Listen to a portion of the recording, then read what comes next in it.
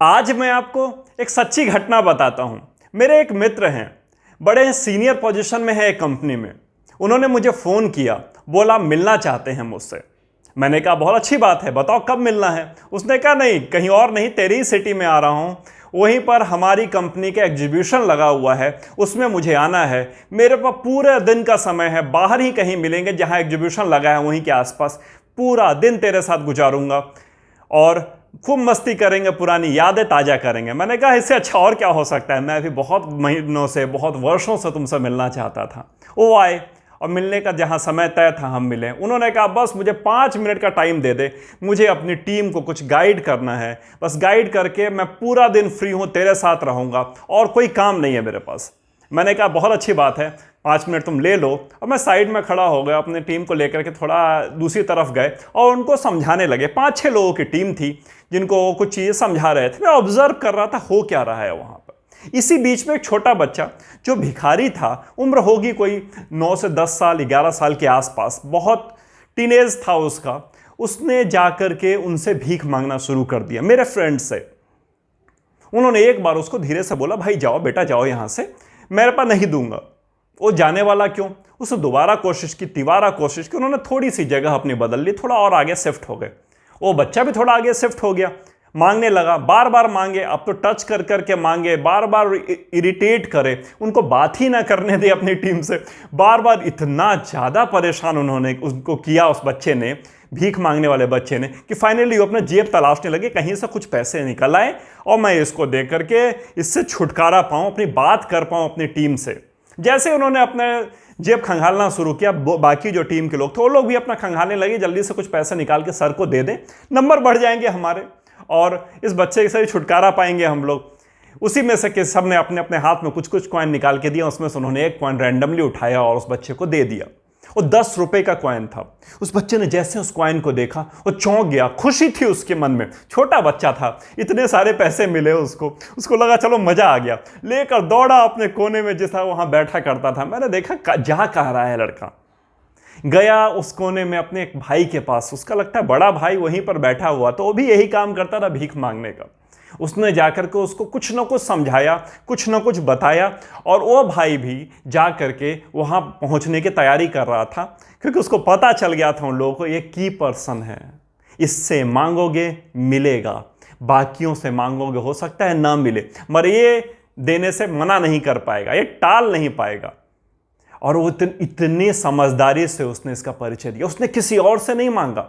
Team में 6-7 लोग वहां खड़े थे, 5-6 तो टीम में थे और खुद थे, 7 लोग वहां मौजूद थे। वो चाहता तो उसने नहीं दिया, किसी और से मांग सकता था। उसने पर्सन नहीं बदले, वो समझ गया था ये पर्सन की पर्सन है, इससे मांगूंगा, इससे बोलूंगा तो मिलेगा ही मिलेगा। इतना परेशान करूंगा, इतना कन्विंस करने की कोशिश करूंगा, देगा कैसे नहीं। और लिया भी और दूसरे को वहां पर भेजने की तैयारी भी करने लगा। आज कॉर्पोरेट्स में हो क्या रहा है जो मैं देख रहा हूं, मैं बहुत क्लोजली मॉनिटर कर रहा हूं इन चीज़ों को।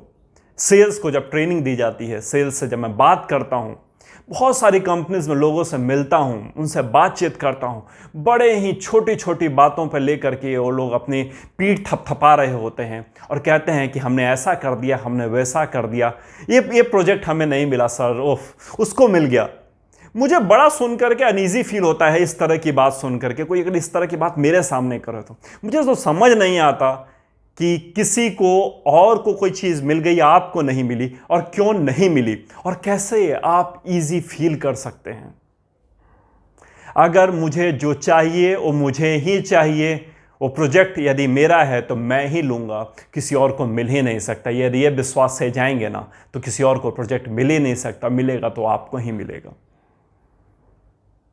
जब उतनी भूख लगी रहेगी ना, उतनी भूख कि यदि अभी पैसा नहीं मिला तो कल क्या खाऊंगा, इतनी भूख कि लेना है तो इसी से लेना है, इतनी समझ कि यही राइट पर्सन है, और इतनी समझदारी कि 7 लोगों में यह पहचान जाना कि की पर्सन कौन है, किससे मांगूंगा तो मिलेगा। यदि यह 4 गुण सिर्फ आपके अंदर आ गए, सिर्फ ये 4 गुण, तो मैं यह मान नहीं सकता कि सेल्स में आप फेल हो सकते हैं। मैं यह मान नहीं सकता कि सेल्स में अगर कोई कॉन्टैक्ट है या फिर कोई प्लान है जो आपको किसी से शेयर करना है वो सुनने को तैयार नहीं है। मैं ऐसे ऐसे कॉर्पोरेट्स को जानता हूं, ऐसे ऐसे बड़े बड़े मालिकों को जानता हूं, सीएमडीज को जानता हूं, एमडीज को जानता हूं, जिनसे अपॉइंटमेंट लेना इतना मुश्किल है। आप एक बार मेल कीजिए, 2 बार मेल कीजिए, 4 बार मेल कीजिए, कोई जवाब नहीं आता। और आप बार बार मेल करके उनको फॉलो करेंगे तो फाइनली आपको एक जवाब आता है। उसमें लिखा होता है 1.5 साल बाद का अपॉइंटमेंट, 2 साल बाद का अपॉइंटमेंट, 3 साल बाद का अपॉइंटमेंट। और ऐसे ऐसे अपॉइंटमेंट लेके भी एग्जीक्यूटिव्स खुश होते हैं, कहते हैं वाह अपॉइंटमेंट मिल गया। अरे भूख आज लगी है, अपॉइंटमेंट तुम आज के लिए मांग रहे हो और वो तुमको दे रहा है 3 साल बाद का, और तुम खुश हो रहे हो। तुमको क्या लगता है जो प्लान, जो बात तुम उससे करने जाने वाले थे, 3 साल बाद वो बात करने लायक बचेगी?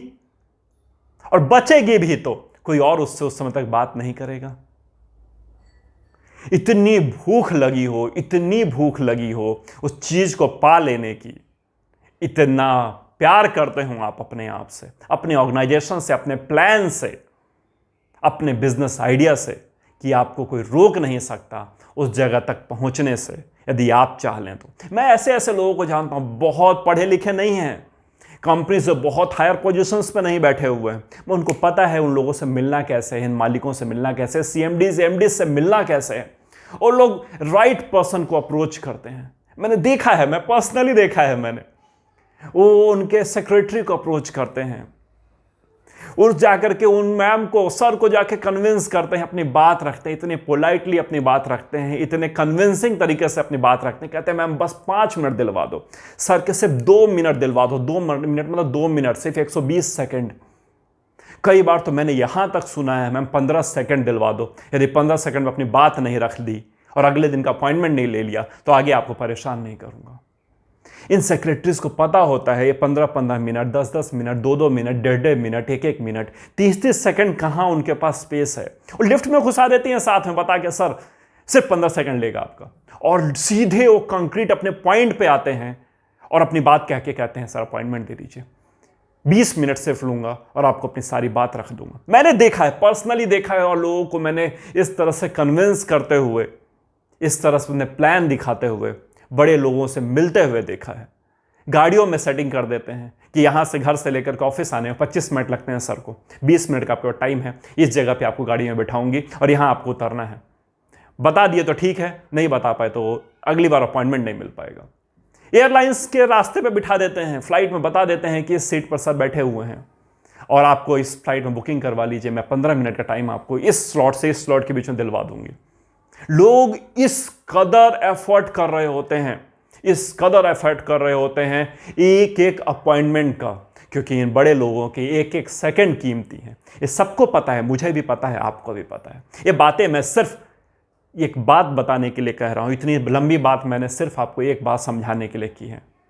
यदि आपका लक्ष्य आपको पता है, आपको अपना गोल पता है और आप उसको चाह लेते हैं पा लेना, चाहते हैं पा लेना, तो आपको कोई ऐसा नहीं है जो आपको रोक लेगा उसको पाने से। अगर आपने रास्ता सही पकड़ा है, और मान लीजिए रास्ते में मुसीबतें आ रही हैं, मुसीबतों से 2-4 होना सीख लिया है, सही तरीके से अपनी बात को रखना सीख लिया है, सही तरीके से उस जगह पे पहुंचना सीख लिया है, आपको कोई आपके लक्ष्य से दूर नहीं कर सकता। मगर रास्ता ही गलत पकड़ लिया है, लक्ष्य ही ऐसा है जिस पे कि आप उम्मीद करके बैठे हैं, हो जाएगा तो ठीक है, नहीं होगा तो कोई बात नहीं, मिल जाएगा तो ठीक है, नहीं मिल जाएगा तो कोई बात नहीं, पालूंगा तो अच्छा है, नहीं पालूंगा तो क्या हो गया, जो जी रहा है, जो चल रहा है तो कोई बात नहीं, वैसे ही चलता रहेगा, पूरी दुनिया ऐसे ही काट रही है, मैं भी काट लूंगा। उस 2% में पहुंचना आसान नहीं है, उस 10% में पहुंचना आसान नहीं है। हम तो वही थे, हमने माँ बाप पे वैसे ही रहे हैं, हम भी वैसे ही रह लेंगे। मगर यदि भूख सच में सच्ची लगी हुई है, उस भिखारी जैसी भूख लगी हुई है, आपको इस बात की समझ है कि हाँ, यदि मैंने लक्ष्य बनाया है तो इसको पाया जा सकता है, हाँ मैंने लक्ष्य बनाया है, मैं इसको पा के रहूंगा, हाँ देखता हूं कैसे नहीं मिलेगा, मिलेगा तो जरूर, रास्ता तो यही है, इसी रास्ते से पहुंचकर सभी लोग वहां तक पहुंचे हैं। मैं यदि नहीं पहुंच पा रहा तो मेरे पहुंचने में कमी है, मेरे करने में कमी है, मेरे होने में कमी है। उस लक्ष्य में कोई कमी नहीं है, आपके एफर्ट में कमी है। मिलता हूं बहुत ही जल्दी नए वीडियो में। सोचिएगा, विचारिएगा। जय हिंद, जय भारत।